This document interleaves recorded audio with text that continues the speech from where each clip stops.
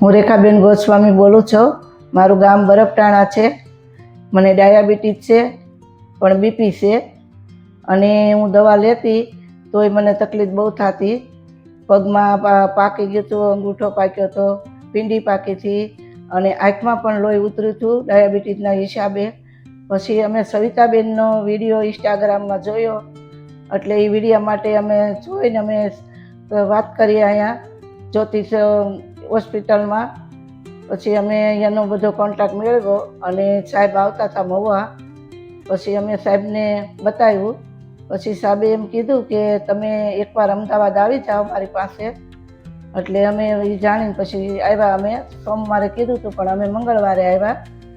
પછી મંગળવારે અમે 3 દિવસ એડમિટ થયા અને અમને બહુ સારું કામ લાગ્યું સાહેબનું, સ્ટાફનું.